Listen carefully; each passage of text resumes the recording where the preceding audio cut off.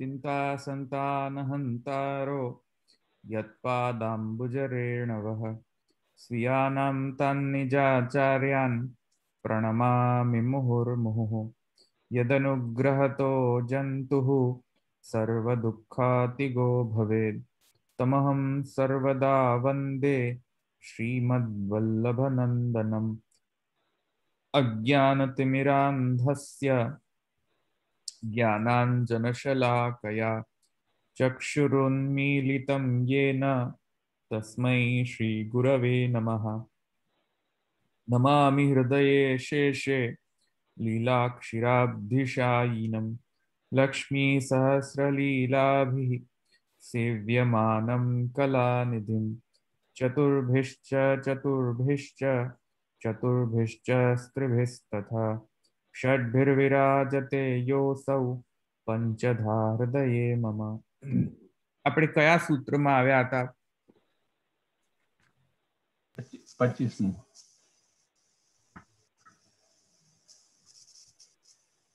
અશુદ્ધમિતિ ચેતના શબ્દાર્થ આ પૂરો નતો થઈ ગયો? ઓ અચ્છા અચ્છા, એની પહેલાનો સૂત્ર પૂરો કરી દીધો હતો. અન્યાધિષ્ઠિતે અપૂર્વવદ અભિલાપાત સિદ્ધાંત પર જોઈ ગયો તો. હા ઓકે. કોઈકમાંથી અવાજ ઘણો બધો આવે છે. હા હવે બરાબર થયું. અન્યાધિષ્ઠિતે અપૂર્વવદ અભિલાપાત જે છે 24મો સૂત્ર થઈ ગયો, પૂરો કરી દીધો હતો કે નહીં?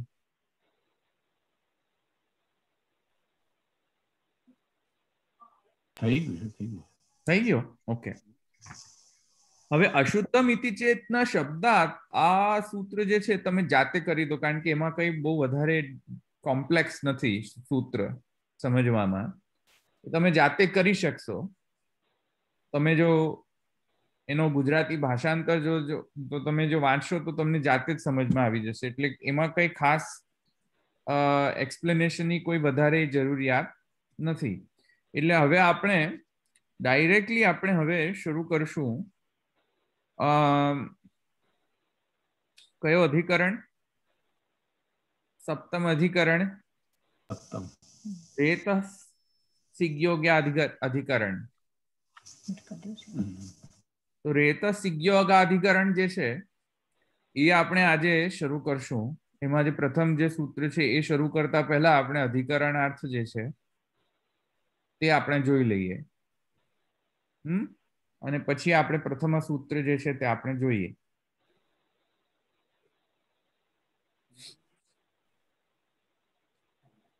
તો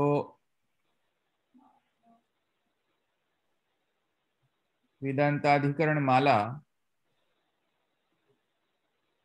આપણે જોઈ લઈએ એક વખત, અને પછી આપણે સૂત્રાર્થ પર જઈએ. પહેલા અધિકરણાર્થ જોઈ લઈએ. તો અધિકરણાર્થમાં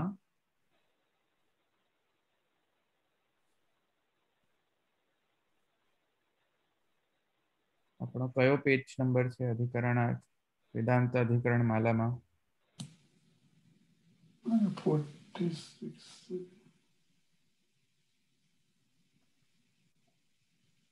46 નાનું જ છે.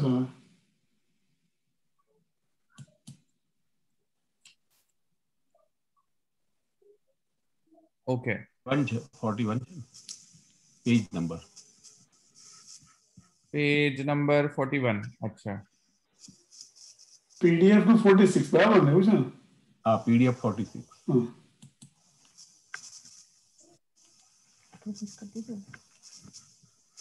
હા. તતઃ સપ્તમે એક સૂત્રે રેતઃ સિક અધિકરણે. આમાં જો સંધિ વિચ્છેદના કારણે ગકાર જે છે એ આવ્યો છે સંધિના નિયમના કારણે, એટલે રેતઃ સિક કકાર આવશે, હલંત. સમજમાં આવ્યો? પછી જ્યારે સંધિ જોડાય, સંધિના નિયમો એપ્લાય થાય ત્યારે કકારનો ગકાર થઈ જશે, સિગ. પણ મૂળ જે પદ જે છે તે સિક છે. સમજમાં આવ્યું? રેતઃ સિક, સંધિ વિચ્છેદ કરો તો. હા, સમજમાં આવ્યું? રેતઃ સિક. तो ततः सप्तमे एक सूत्रे रेतसिक अधिकरणे रेतः रेतसः पुरुष भावो विचारित. हाँ, વધુ નથી કાંઈ આમાં તો, પણ ખાલી એક જ સૂત્ર વાળો આ અધિકરણ છે. અને અધિકરણમાં મૂળ જે વિષય છે તે તો પંચાગ્નિ વિદ્યા જ છે. અને એમાં પણ જે સ્પેસિફિક જે વિષય છે અધિકરણનો તે છે પંચમાહુતિ. પંચમાહુતિ વિષયક જે સંદેહ છે તે. તો સંશય પંચમ આહુતિ થી સંબંધિત છે. અને તેમાં મુખ્યત્વે माने पंचाग्नि विद्या में आपणे जोयुं तेम जे चतुर्थ आहुति जे छे ते चतुर्थ आहुति अन्नरूप आहुति हती. अने अन्नरूप आहुति पुरुष रूप अग्नि नी अंदर होमवाथी रेत रूप वीर्य रूप जे छे फल प्रकट थाय छे. आव्युं ने समजमां? चतुर्थ आहुति अने ए जे वीर्य रूप जे आहुति जे छे ए स्त्री रूप अग्नि नी अंदर होम करवाथी गर्भरूप फल प्रकट थाय छे. ए पंचम आहुति नो प्रकार छे. समझमां आव्युं आटલું? એટલે પુરુષ રૂપ અગ્નિ માં અન્ન રૂપ હોમ કરવાથી ફલ શું પ્રાપ્ત થાય છે? વીર્ય, રેતસ. સમજમાં આવ્યું? અને એ રેતસ જે છે તે રેતસ રૂપ અગ્નિ જે છે તે સ્ત્રી રૂપ અગ્નિ ની અંદર હોમ કરવાથી ગર્ભરૂપ જે ફલ જે છે તે પ્રકટ થાય છે.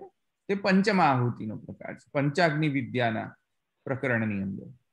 તો એમાં આ જે રેતઃ અધિકરણ જે છે તેમાં જે રેતસ થી જે પુરુષ ભાવાપન્ન એટલે કે જે પુરુષ રૂપ જે फल प्रकट थाय छे गर्भरूप जे पुरुष रूप जे गर्भरूप जे गर्भ पुरुष रूप जे फल प्रकट थाय छे तेनो अहींया विचार करवामां आवे छे. मुख्यत्वे स्पेसिफिक संशय पण अहींया सूत्रमां आपणे ज्यारे जोशुं त्यारे एनो स्पेसिफिक जे संशय छे ते महाप्रभुजी भाष्यनी अंदर करशे, कहेशे.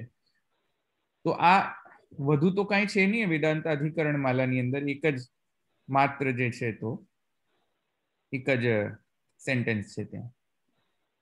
તો આપણે આગળ જઈએ.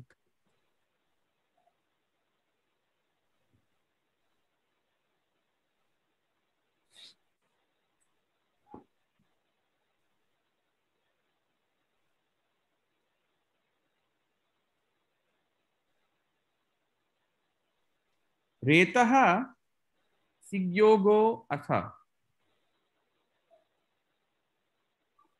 आ सूत्र छे અને સૂત્રનો ગુજરાતીમાં ભાષાંતર જો કરીએ તો અથ શબ્દ જે છે કેટલા પ્રકારથી ઉપયોગ થાય છે કે કયા કયા પ્રકારમાં કયા કેટલા અર્થ થાય છે અથ શબ્દના. મેં તમને અથા તો બ્રહ્મ જિજ્ઞાસા જિજ્ઞાસા અધ્યધિકર જિજ્ઞાસા એમાં ચાર બતાવ્યા હતા. ચાર શરૂઆત કરવી હોય પ્રારંભ માટે. પ્રારંભ માટે કેટલા છે બોલો? વિષય બદલાય, પ્રારંભ હોય, વિષય બદલાય. વિષય બદલાય ત્યારે અર્થ આવે. પછી ચાર બતાવ્યા હતા. હા, ચારે ચાર બોલી જાઓ. વિષયાનંતર, મંગલ, આનંતર્ય, અધિકાર અને અધિકારાર્થ પણ છે ને. મહાપ્રભુજી અધિકારાર્થ ગણે છે. અથ અતઃ બ્રહ્મ જિજ્ઞાસા. ત્યાં મહાપ્રભુજી અથ શબ્દનો અર્થ કયો કરે છે? ત્યાં અથા તો બ્રહ્મ જિજ્ઞાસા સૂત્રની અંદર અધિકારાર્થ, अधिकार परक. અધિકારપરક કરે છે. અને મેં તમને મુખ્યત્વે સમજાવ્યું તો અધિકારના પણ બે અર્થ થાય છે. શબ્દ અધિકાર, અધિકાર શબ્દના પણ બે મુખ્યત્વે અર્થ થાય છે. Duty, right? હા Eligibility. હા, બે ત્રણ અર્થ થાય છે. ત્રણ અર્થ થાય અધિકાર. એક તો રાઈટ, કે આ મારો અધિકાર છે. એક એલિજિબિલિટી, તમે આના અધિકારી છો કે નહીં. અને એક ત્રીજો પણ અર્થ છે અધિકાર, એની જે એપ્લિકેબિલિટી જે છે તે. સમજમાં આવ્યું? તો એ એપ્લિકેબિલિટી જે મીનિંગ છે તે મહાપ્રભુજી કન્સિડર કરી રહ્યા છે અર્થ શબ્દ, અથવા તો બ્રહ્મજી. પણ એનીવેઝ અર્થ શબ્દના આટલા બધા અર્થ હોય છે. અહીંયા જે અર્થ શબ્દ જે છે તે આનંતર્ય સૂચક છે. એના પછી સમજમાં આનંતર્ય, આ પછી આ પછી આ પછી આ, એમ જેમ સિક્વન્સમાં કેવું હોય કે આ સ્ટેપ પછી આ સ્ટેપ પછી આ સ્ટેપ, તો એ આનંતર્ય કહેવાય. એક પછી એક, એક પછી એક, એક પછી એક. તો એમાં જે આનંતર્ય આવ્યું એને પણ અર્થ શબ્દથી કહી શકાય છે. તો જ્યારે પણ અર્થ શબ્દ જ્યારે મૂકીએ ત્યારે એક આનંતર્ય પણ અર્થ નીકળી શકે છે, અને એ અર્થ અહીંયા આ સૂત્રમાં લેવામાં આવ્યો છે. તેથી કરીને ટ્રાન્સલેટ કરીએ ત્યારે એમાં એમ કહ્યું છે પછી આનંતર્ય, પછી રેતઃ, રેતસનો સિંચન કરનારનો યોગ છે. અથ એટલે પછી, સમજમાં આવ્યું? આનંતર્ય પછી રેતસનો સિંચન, રેતઃ સિક, રેતસનું સિંચન કરનારનો યોગ છે. સમજમાં આવ્યું આ ટ્રાન્સલેશન, ભાષાંતર? હા. અહીંયા અર્થ શબ્દ કેમ મૂકેલો છે એ જાણવું બહુ આવશ્યક છે. અહીંયા અત્યારે તો હું એમ કહી રહ્યો છું કે આનંતર્ય સૂચક છે, પણ જ્યારે ભાષ્યમાં ભાષ્યકાર જ્યારે આ સૂત્ર પર ભાષ્ય કરશે ત્યારે પણ આ અર્થ શબ્દનો પણ ત્યાં વિચાર કરશે કે અર્થ શબ્દ કેમ મૂક્યો છે અહીંયા, અને અર્થ શબ્દનો કયો અર્થ લેવો અહીંયા, વગેરે વગેરે. સમજમાં આવ્યું ને? તો આ રીતે ભાષાંતર થશે એનું. તો હવે પંચાગ્નિ વિદ્યાના પ્રકારથી મેં તમને સમજાવ્યું કે ચતુર્થી આહુતિ કઈ છે અને પંચમ આહુતિ કઈ છે. એ તો ક્લિયર છે ને? ચતુર્થી પંચમ આહુતિ, એમાં કોઈ સંશય નથી ને? પંચાગ્નિ નથી, બરાબર છે પંચાગ્નિ વિદ્યા. હા, તો ચતુર્થી આહુતિ અને પંચમ આહુતિ.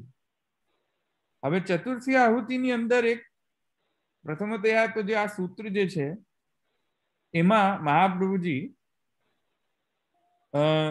એક પ્રકારના એક પ્રકાર તો નહીં પણ ઘણા બધા પ્રકારના સંશય ઉત્પન્ન કરે છે પૂર્વ પક્ષ તરીકે. સંશય કે પૂર્વ પક્ષ છે, પૂર્વ પક્ષ તો ન કહી શકાય અહીંયા, પણ સંશય. તો સંશય ઉત્પન્ન કરે છે અને પછી તેનો નિરસન કરે છે. એ સંશયનો નિરાસન કરે છે અથવા તો એનો જવાબ આપે છે. તો તે આપણે જોઈએ હવે કે કયા છે. પછી આપણે જ્યારે એનું નિરસન જ્યારે જોશું ત્યારે આ સૂત્રનો જે અર્થ જે છે, જે આ ભાષાંતર મેં તમને કર્યું સમ્યકતયા તમને સમજાશે. અત્યારે નહીં સમજાય. અત્યારે સૂત્રાર્થ જે મેં તમને કહ્યો ગુજરાતીમાં ભાષાંતર કરીને તમને સમજાશે જ નહીં કે આ શું છે. અહીંયા રેતસનો સિંચન ને યોગ ને અથ ને આ શું છે ખબર નથી પડતી. તો અત્યારે તો નહીં સમજાય, જ્યારે સંશય સમજાશે ત્યારે આ સમજાશે. સમજાય? એટલે ભાષ્યકારની રિસ્પોન્સિબિલિટી છે કે સંશય શું છે સૂત્રમાં, અને પૂર્વ પક્ષ શું છે, અને સિદ્ધાંત શું છે, ભાષ્યકારની રિસ્પોન્સિબિલિટી ભાષ્યમાં. તો હવે ભાષ્ય આપણે જોઈએ.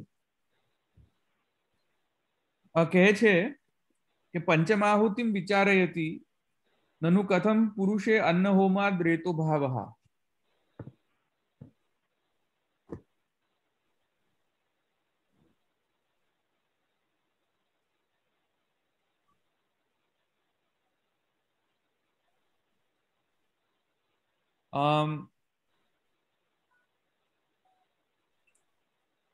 एक सेकेंड.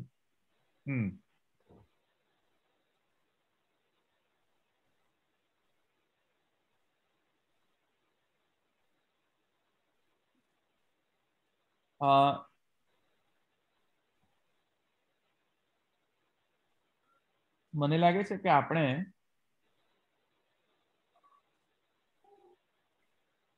પુરુષોત્તમજીની જે પુરુષોત્તમજીનો જે પ્રકાશ છે ટીકા છે તે આપણે જોઈ લઈએ, અને સાથે સાથે યોગી ગોપેશ્વરજીની જે રશ્મિ છે તે પણ જોઈએ, કારણ કે થોડુંક વધારે એને ડિટેલમાં સમજવાની આવશ્યકતા છે. મહાપ્રભુજીનો જે આ જે પંચમાહુતિ વિચારયતી જે છે તે એમાં જે સંશય કહે છે મહાપ્રભુજી એ સહેલાઈથી સમજાય તેવા નથી. મારી પાસે અહીંયા નથી ને, તેઓ અહીંયા મૂકો ને. હા, એક સેકન્ડ.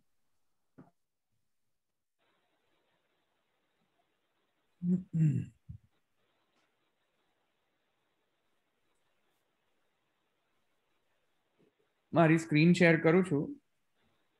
જો હવે ભાષ્ય પ્રકાશ જે છે એમાં શું કહે છે જુઓ. અધિકરણ પ્રયોજનમાહુ પંચમાહુતિમ વિચારયતિ. મહાપ્રભુજી કહે છે કે આ સૂત્રમાં પંચમાહુતિનો વિચાર કરવામાં આવશે, અથવા તો આવે છે. વિચારયતિ, વિચાર કરવામાં આવે છે. તો અધિકરણ પ્રયોજનમાહુ, અધિકરણનો પ્રયોજન શું છે? પંચમાહુતિ પર વિચાર કરવો. અને પંચમાહુતિ શું છે કે રેતસ રૂપ હોમ, સ્ત્રી રૂપ અગ્નિ માં હોમવાથી ગર્ભરૂપ ફલ પ્રાપ્ત થાય. આ પંચમા. એટલે અહીંયા યોગી ગોપેશ્વરજી કહે છે ફલમિતિ તસ્યા આહુતેર ગર્ભ સંભવતી ઇતિ ગર્ભ ફલમ. સમજમાં આવ્યું ને? તો આ જે પંચમાહુતિનો જે ફલ જે છે એ છે ગર્ભ સંભવતી. આહુતેર ગર્ભ સંભવતી. આમ ગર્ભરૂપ ફલ જે છે જે આહુતિ દ્વારા મળે છે તે અહીંયા વિચાર કરવામાં એનો પ્રયોજન છે આ અધિકરણનો. હવે ત્યાં મહાપ્રભુજી કહે છે કે પંચમાહુતિ વિચારયતી. તો વિચારયતી જે છે એ શબ્દ પર પણ પાછા પુરુષોત્તમજી જરા છે ને પ્રકાશ પાડે છે ત્યાં, કે કહે છે કે વિચારયતી.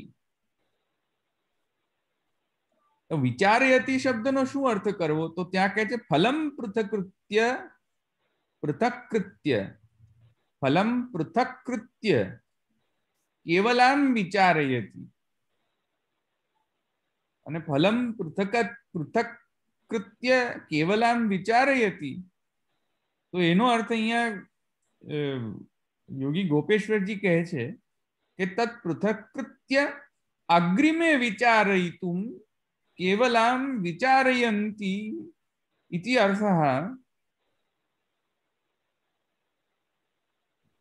પંચમાહુતિનો મુખ્ય ફલ છે, પંચમાહુતિનો ફલ છે ગર્ભ, ગર્ભરૂપ ફલ. પણ એ પંચમાહુતિને પૃથક કરીને, પંચમાહુતિને પૃથક કરીને તત્ પૃથકૃત્ય અગ્રિમે વિચારયિતુમ કેવલામ વિચારયંતી. ફલને પૃથક કરીને કેવલ ખાલી, એટલે ફલ વિષયક નહીં અત્યારે, કિંતુ જે આહુતિ અને આહુતિમાંથી જે ફલનો ઉત્પત્તિ વગેરે વગેરે જે છે તેનો વિચાર અહીંયા અભિપ્રેત છે. તો અહીંયા કહે છે કો અત્ર વિચારાંશ ઇતિ આકાંક્ષાયામ આહુ નનુ ઇત્યાદિ. હવે અહીંયા પાછું એક પ્રકારની આકાંક્ષા જો હોય થાય, આકાંક્ષા કઈ આકાંક્ષા પ્રકટ થાય કે ભાઈ અહીંયા કયા પ્રકારનો વિચાર કરવામાં આવશે? વિચાર તો ઘણા બધા પ્રકારનો છે, તો અહીંયા કયા સ્પેસિફિક સબ્જેક્ટ મેટર માટે અહીંયા વિચાર કરવામાં આવશે આ સૂત્રમાં? तो कहे छे को अत्र विचारांश इति आकांक्षाएं आहुः ननु इत्यादि। आ स्पेसिफिक कया स्पेसिफिक संशयो ऊपर विचार કરવામાં આવે છે અહીં આ સૂત્રમાં? તો ત્યાં સંશયો હવે કહે છે કે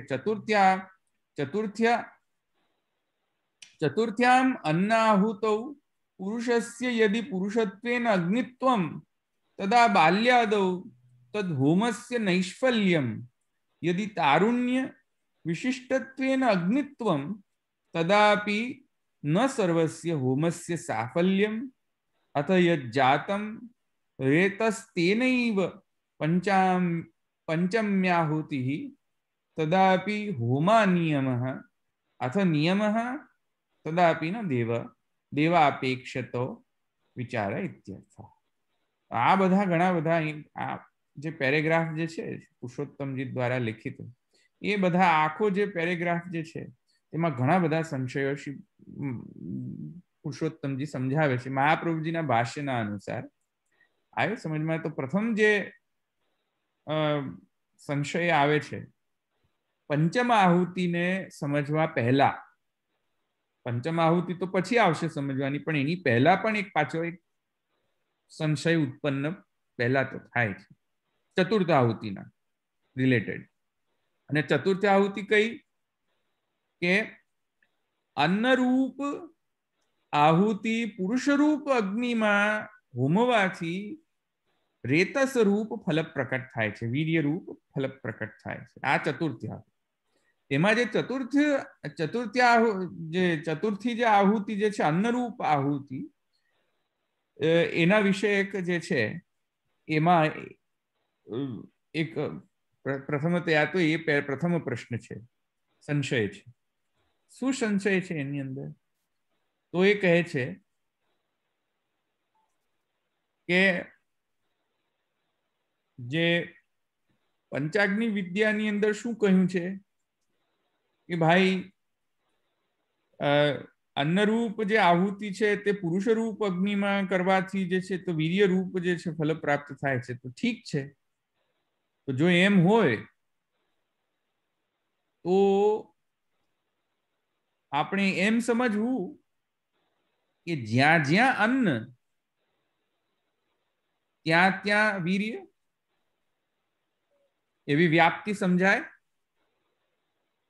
એ વ્યાપ્તિ ના, જ્યાં જ્યાં અન્ન ત્યાં ત્યાં વીર્ય પુરુષમાં એ વ્યાપ્તિ સાચી નથી ઠરતી। ના ઠરે। કેમ કે એમ જોવા મળે છે કે અન્નનો ભક્ષણ કરવાથી પુરુષ પણ પ્રકટ થાય છે, મૂત્ર રૂપ પણ પ્રકટ થાય છે, માત્ર વીર્ય નથી પ્રકટ થતું।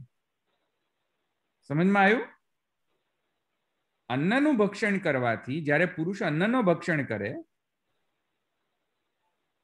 ત્યારે તો પુરુષ પણ પ્રકટ થાય। સમજમાં આવ્યું? પુરુષનો તો સમજો ને, પુરુષ એટલે શું સમજીએ છે। હા, તો મારે વધારે કઈ સમજાવવાની જરૂર નથી અહીંયા એક્સપ્લિસિટલી। તો અન્નનો ભક્ષણ કરવાથી વીર્ય પ્રકટ થાય છે એ વ્યાપ્તિ તો સાચી નથી। અને શ્રુતિ એમ કહે છે કે અન્નનો હોમ કરવા, પુરુષ રૂપ અગ્નિની અંદર અન્નનો હોમ કરવાથી વીર્ય રૂપ ફલ પ્રકટ થાય છે। તો હવે આને સમજવું કઈ રીતે? કેમ કે પુરુષમાં તો અન્નના ભક્ષણથી તો પુરુષ પણ પ્રકટ થાય છે અને વીર્ય પણ પ્રકટ થાય છે, એટલે વ્યાપ્તિ સિદ્ધ નથી કે જ્યાં જ્યાં અન્ન ત્યાં ત્યાં રેતસ, વ્યાપ્તિ સિદ્ધ થતી નથી, સાચી નથી। જ્યાં જ્યાં અન્ન નહીં ત્યાં ત્યાં વીર્ય પણ નહીં, એ અન્વય વ્યતિરેકાભ્યામ જે છે એ સાચું નથી ઠરતું। તો આ શ્રુતિનો અર્થ કઈ રીતે સમજવો? ઉપરાંત પુરુષ જે છે એ ઘણા બધા એ જે એની જે આયુ જે છે અને એના ઘણા બધા જે પ્રકારના જે અવસ્થા જે છે, જેમ કે બાલા અવસ્થા, આયુ સમજમાં, बाल अवस्था अथवा तो कौमार अवस्था अथवा તરુણાવસ્થા, તો ઘણી બધી અવસ્થાઓ જે છે તેનાથી પ્રસાર થતો હોય છે. તેમાં બાલા અવસ્થાની અંદર તો તે અન્ન ભક્ષણ કરે તો ત્યાં તો વીર્ય પ્રકટ થતો નથી. વળી પાછો આવ્યું સમજમાં? પુરુષ રૂપ પ્રકટ થાય છે પણ વીર્ય રૂપ તો પ્રકટ થતો નથી કાર્ય, એટલે કાર્ય કારણ ભાવ પણ સિદ્ધ નથી થતો ત્યાં. ક્લિયર? અન્વય વ્યતિરેક તો સિદ્ધ નથી થતો, વ્યાપ્તિ, પણ કાર્ય કારણ ભાવ પણ પ્રકટ કહી ન શકીએ આપણે કે જ્યાં જ્યાં, એટલે કે જો અન્ન કારણ હોય તો વીર્ય કાર્ય જ ઉત્પન્ન થશે એવો વ્યાપ્તિ આપણે કન્સિડર નથી કરતા, અને કાર્યકારણ ભાવ પણ આપણે જોતા નથી બાલ્યાદિ અવસ્થામાં, તો કારણ કે કાર્ય પ્રકટ થતું જ નથી વીર્ય રૂપ. તો બાલક જો અન્ન ભક્ષણ કરે તો વીર્ય રૂપ દેખાય છે? નથી દેખાતો, બાયોલોજીકલી પોસિબલ નથી. સમજમાં આવ્યું? તો તદા બાલ્યાદૌ અથવા તો કૌમારાવસ્થા અથવા તો તરુણાવસ્થા. હવે તરુણાવસ્થાની અંદર શું છે કે યથા કથનચિત જે છે તે હવે કાંઈક વીર્યોત્પત્તિ જે છે તેના બાયોલોજીકલ સિસ્ટમની અંદર ઉત્પન્ન થતો હોય છે, પણ સમગ્ર જે અન્ન જે છે તે વીર્યમાં પર્યવસાન નથી થતો તરુણાવસ્થા ઇત્યાદિ. એટલે ત્યાં એમ કહે છે અહીંયા મહાપ્રભુજી, આવ્યું સમજમાં, કે ચતુર્થ્ય અન્નમ આહુતૌ પુરુષસ્ય યદિ પુરુષત્વેન અગ્નિત્વમ. જો પુરુષ જ અગ્નિ જો હોય, કારણ કે ચતુર્થ આહુતિમાં શું કહ્યું હતું કે પુરુષ રૂપ અગ્નિની અંદર અન્નરૂપ હોમ કરવાથી, એટલે કે અન્નરૂપ આહુતિ રૂપ હોમ કરવાથી તો પુરુષત્વેન અગ્નિત્વમ. જો પુરુષ માને કે માને મેન. સમજમાં આવ્યો? અહીંયા આવ્યું સમજ? તો જો પુરુષ જે છે એ પુરુષત્વેન જ જો અગ્નિત્વમ ગ્રહણ કરવાની હોય અહીંયા, કેમ કે શ્રુતિમાં કહ્યું છે અગ્નિ, પુરુષ રૂપ અગ્નિ એમ કહ્યું છે. તો જો અગ્નિ એટલે શું અહીંયા? કોઈ જ્વાલા અગ્નિ તો હોતી નથી પુરુષની અંદર. હોય છે કોઈ અંદર જ્વાલા પ્રકટ હોય અગ્નિની? એવી તો કોઈ અગ્નિ છે નહીં. તો અભિધાવૃત્તિથી અગ્નિનો અર્થ ન લેવો જોઈએ. તો અહીંયા કહે છે કે ભાઈ અગ્નિ એટલે શું? તો અગ્નિ એટલે કે પુરુષની જે સિસ્ટમ. તો પુરુષની જે સિસ્ટમ જે છે, તો જો એમ જો અર્થ લઈએ કે પુરુષની સિસ્ટમ, તો આ બધા દોષો આવે છે કે જો, તો પછી ભાઈ બાલક રૂપ પુરુષ, બાલ પુરુષ, તરુણ પુરુષ, આવ્યું કે નહીં સમજમાં? આ બધામાં તો જોવા મળતો નથી વીર્યોત્પત્તિ. તો કાર્ય મળે છે પણ કારણ મળે છે પણ કાર્ય ઉત્પન્ન થતું નથી. તો પુરુષત્વેન અગ્નિત્વમ જો કન્સિડર કરીએ તો પ્રોબ્લેમ છે, કેમ કે તદા બાલ્યાદૌ તદ હોમસ્ય નૈષ્ફલ્યમ. ક્લિયર? કારણ કે જો પુરુષ રૂપ અગ્નિત્વ ગણીએ તો બાલક આદિ અવસ્થાની અંદર હોમ નિષ્ફળ થઈ જશે, કેમ કે રેતસ રૂપ ફલ પ્રકટ થતો નથી. સમજમાં આવ્યો? દેવનો જે હોમ જે છે, ચતુર્થ આહુતિ રૂપ હોમ, એ નિષ્ફળ થઈ જશે. તો શ્રુતિ જે છે શ્રુતિ તો નિષ્ફળ નથી કહેતી, સફલા કહે છે કે સફળ થાય છે. અહીંયા તો નિષ્ફળ થઈ ગયો હોમ. સમજમાં આવ્યું? તો તદા બાલ્યાદૌ તદ હોમસ્ય નૈષ્ફલ્યમ એમ કહે છે. આ એક આપત્તિ આવે છે, દોષ અથવા તો સંશય. અચ્છા, યદિ તારુણ્ય વિશિષ્ટત્વેન અગ્નિત્વમ. હવે જો એમ કહો કે ના ના ના ના ના ભાઈ, ગમે તે પુરુષને અગ્નિ ન ગણાય, માત્ર તરુણાવસ્થામાં જે પુરુષ જે છે, તરુણાવસ્થા વિશિષ્ટ પુરુષ જે છે એને જ અગ્નિત્વ ગણો. અચ્છા ચાલો માનો, ચલો એ માનો, તો પણ પાછો એક દોષ તો આવે જ છે કે તદાપી ન સર્વસ્ય હોમસ્ય સાફલ્યમ. પાછું કારણ કે તરુણાવસ્થાની અંદર પણ જે છે તે સમગ્ર અંગ જે, સમગ્ર અન્ન જે છે તે કઈ એવો વીર્ય કે રેતસ નથી ઉત્પન્ન કરતો કે જેના કારણે ગર્ભ ઉત્પત્તિ થઈ શકે. આવ્યો કે નહીં સમજમાં? નીતાબેન જે છે તે સમજતા હશે આ બાયોલોજીકલ બધો ફિનોમિના. તો અહીંયા એ જ છે કે તદાપી ન સર્વસ્ય હોમસ્ય સાફલ્યમ. હંમેશા જરૂરી નથી કે સફળ જ રહે ગર્ભોત્પત્તિની અંદર. તો હવે પ્રશ્ન એ થાય છે કે ભાઈ અગ્નિત્વ એટલે શું? કારણ કે એમ જયારે કહે છે કે પુરુષ રૂપ અગ્નિની અંદર હોમ કરવાથી આમ ફલ પ્રકટ થાય, તો ભાઈ અગ્નિ એટલે શું? અહીંયા પુરુષ રૂપ પુરુષ અગ્નિ એટલે એનો અર્થ શું લેવો હવે? કેમ કે હમણાં જ મેં તમને સમજાય કે પુરુષ રૂપ અગ્નિ એટલે કે માત્ર પુરુષ તો નહીં ગ્રહણ કરી શકાય. કારણ કે જો માત્ર પુરુષ ગણશો તો બાલકમાં પણ વીર્યોત્પત્તિ થવી જોઈએ, જે થતી નથી. અચ્છા, તેથી હવે પ્રશ્ન એ થાય છે કે પુરુષત્વેન અગ્નિત્વમ જે છે, જે શ્રુતિ કહી રહી છે પંચાગ્નિ વિદ્યાની અંદર કે માને પુરુષ રૂપ અગ્નિમાં હોમ, તો હવે એ પુરુષ રૂપ અગ્નિ એટલે શું? આ એક પ્રશ્ન. અચ્છા, હવે આગળ કહે છે કે અથય ચાલો માની લો કે કોઈ યેન કેન પ્રકારેણ જે છે માને રેતસ જે છે પ્રકટ થઈ ગયો કે જે ગર્ભોત્પત્તિમાં માને સક્ષમ છે. અચ્છા, ચાલો માની પણ લો કે અથય જાતમ રેતસ તેનૈવ પંચામ્યુતિ. ચાલો માની લો તુષ્યતુ દુર્જન ન્યાયેન. સમજમાં આવ્યું? તો અથય જાતમ, ચાલો કોઈ પ્રકારથી જે છે રેતસ પ્રકટ થઈ પણ ગયો. अथ यद जातम रेतस तेनैव पंचम्याहुति, ये ज पंचाहुति जो गणीए ने, तो तदापि होमा नियम. वही पाछी एमां प्रॉब्लम शुं थाय छे कि भाई दरेके दरेक जे रेतस उत्पत्ति छे तेनाथी काई गर्भोत्पत्ति नथी possible biologically. Is it clear? दरेके दरेक रेतस भावनी अंदर कई ए सामर्थ्य नहीं होतो कि गर्भोत्पत्ति थाय ज. तो तेथी करीने हवे प्रॉब्लम आवे छे कि जो रेतसनो जो पंचाहुतिनी जो जे पंचमा आहुति ने जो रेतस भावनी अने पंचमा आहुति जो कन्सिडर करवामां आवे, पण फल जो गर्भ न प्राप्त थतो होय तेना कारणे तो वળી પાછી પંચમ આહુતિનો પણ હોમનો જે નિયમ છે એ ભંગ થઈ જાય છે. કેમ કે પંચમ આહુતિ શું કહે છે કે ભાઈ રેતસનો આહુતિ કરો તો સ્ત્રી રૂપ અગ્નિમાં રેતસ રૂપ આહુતિનો હોમ કરો તો ગર્ભોત્પત્તિ થાય છે.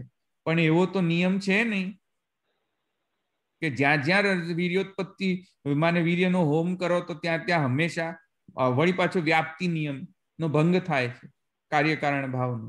જરૂરી નથી.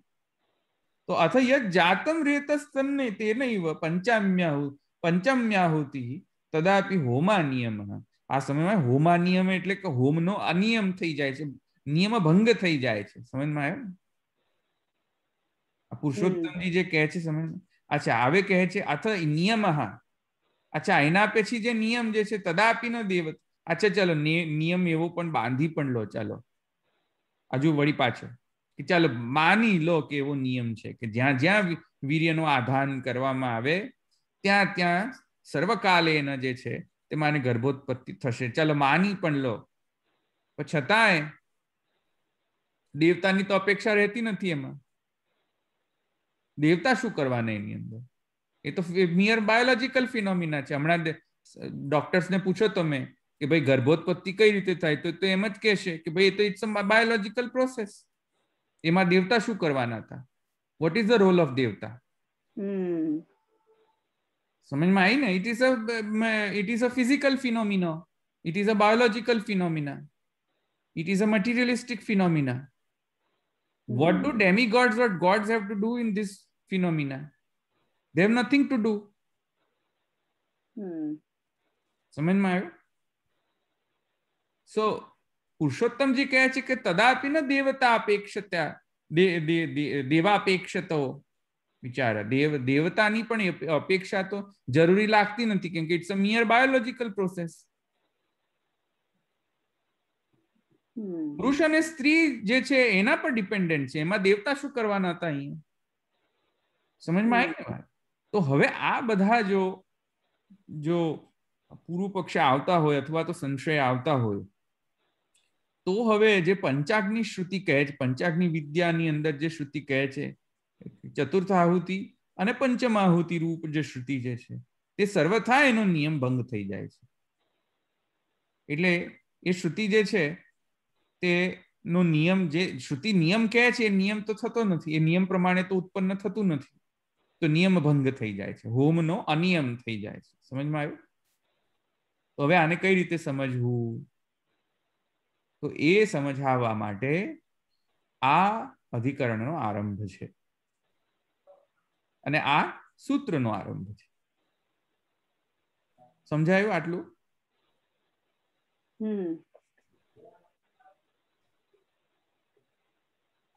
આ જુઓ, એટલે જ દ્વારકેશજી કે મને ખબર નહીં કોણ કહે છે, પુરુષોત્તમજી કે દ્વારકેશજી, કોઈ એક તો કહે છે કે ભાષ્યાદિ ગ્રંથ જે છે એ આદિ ભૌતિક ગ્રંથ છે. એ આના કારણે સમજમાં આવે ને? બધા પ્રકારની જે કથા, બધા પ્રકારની પંચાયત ભાષ્યમાં કરવામાં આવે. બ્રહ્મ પણ છે, જગત પણ છે. આવ્યું? પંચાયત તો બધાની થાય છે ને, તો બધા પર વિચાર થશે. તો શું છે કે આ કારણે મને જે વૈદિક છે, અવૈદિક છે, આસ્તિક છે, નાસ્તિક છે, આદિ દૈવિક છે, આદિ ભૌતિક છે, આધ્યાત્મિક છે, આ બધાનો નિર્ણય જે છે એ ભાષ્યમાં આવશે. એ નિર્ણય નહીં પણ બધાનો વિચાર ભાષ્યમાં આવે છે. તેથી કરીને ભાષ્યને આદિ ભૌતિક ગ્રંથ ગણવામાં આવે છે. સમજમાં આવ્યું? એટલે ભાષ્યને નહીં, સોરી, સૂત્રને. એટલે પછી સૂત્ર ગણશો તો ભાષ્ય આવી જ જશે ને અંદર, એમ. બ્રહ્મસૂત્ર ને ભાષ્ય. તો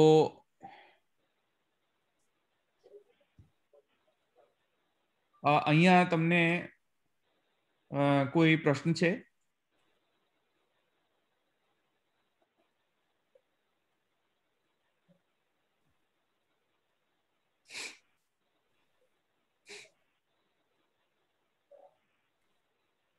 જો અહીંયા કહે છે યોગી ગોપેશ્વરજી એ આપના રશ્મિમાં કહે છે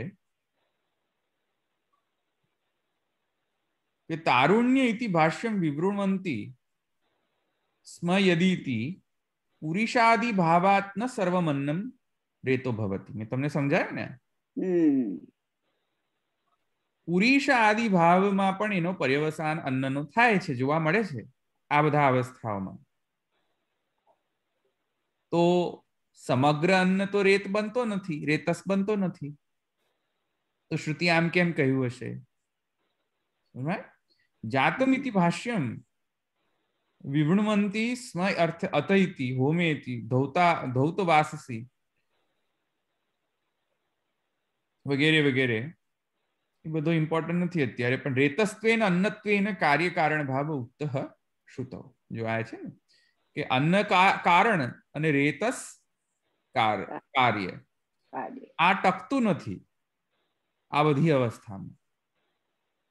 તત્ર યોષાગ્નો દેવા રેતો જુહવતી રેતો હોમ નિયમશ્ચ ઉભયત્ર પુરુષત્વેન અન્નત્વેનાપી અન્નત્વેનાપી કાર્ય કારણ ભાવાત પૂર્વોક્ત આશંકોક્તો દોષ. કારણ કે પુરુષત્વેન અન્નત્વેન અપી છે, પુરુષત્વેન અન્નનો પુરુષત્વેન પણ પર્યવસાન થાય છે, કન્વર્ઝન થાય છે, ટ્રાન્સફોર્મેશન થાય છે. એટ ધ સેમ ટાઈમ વીર્ય રેતસ ભાવમાં પણ ટ્રાન્સફોર્મ થાય છે. તો એવું તો ન કહી શકીએ કે અન્નનો હંમેશા પૂરી રેતસ ભાવ જ થશે. તેથી કરીને દોષ આવે છે. કાર્યકારણ ભાવ ગ્રાહક અન્વય વ્યતિરેક વ્યભિચાર રૂપ. એટલે મહાપ્રભુજી ત્યાં મૂળ ભાષ્યમાં જો કહે છે, મૂળ ભાષ્યમાં જુઓ તો મૂળ ભાષ્ય કહે છે अरे क्या गयो? मूल भाष्य क्या गयो?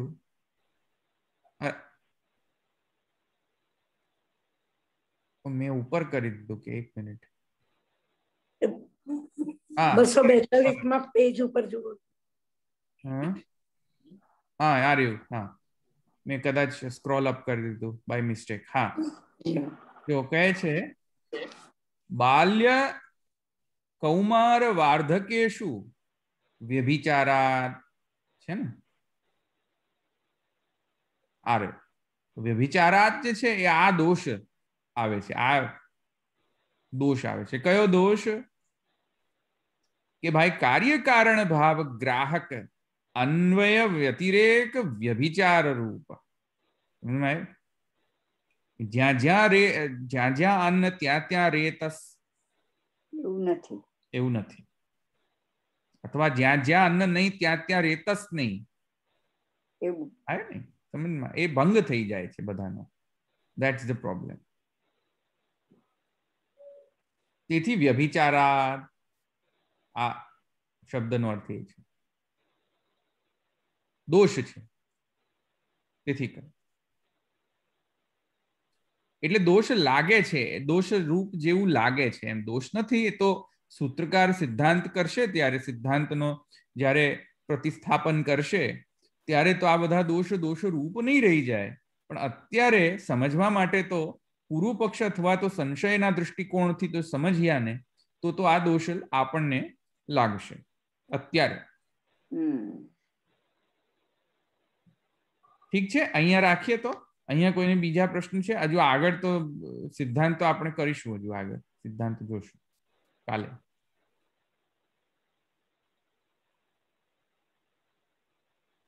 કોઈને પ્રશ્ન છે?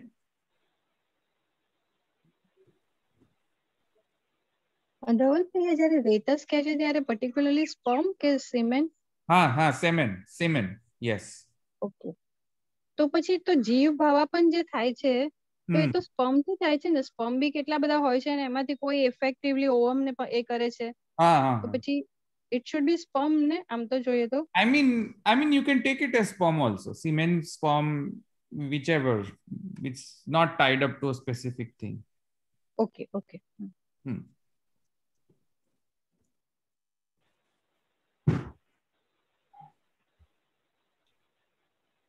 ભલે બીજો કોઈ પ્રશ્ન છે?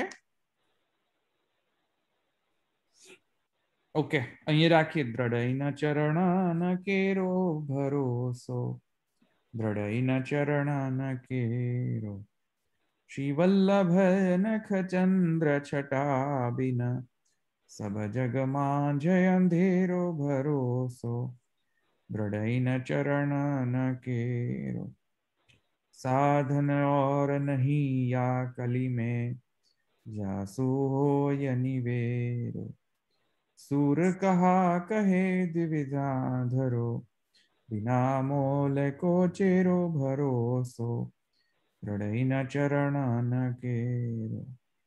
श्री वल्लभाधीश की जय. श्री गोपीनाथ प्रभु चरण की जय. श्री साईं जी परम दयाल की जय. श्याम सुंदर श्री यमुने महारानी की जय. द्वारिकाधीश की. सर्वश्री जय श्री कृष्ण. જય શ્રી કૃષ્ણ.